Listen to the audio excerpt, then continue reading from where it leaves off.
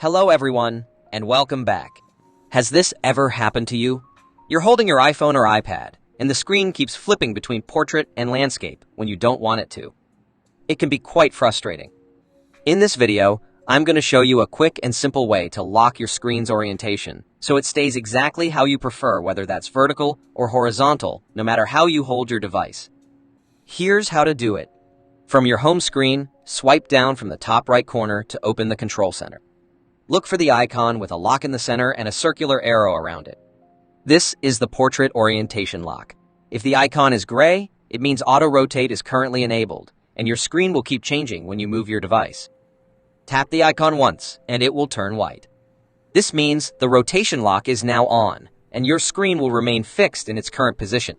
The same method works perfectly on the iPad as well. This feature is especially useful when you are reading, watching videos, or simply want to prevent your screen from flipping unexpectedly.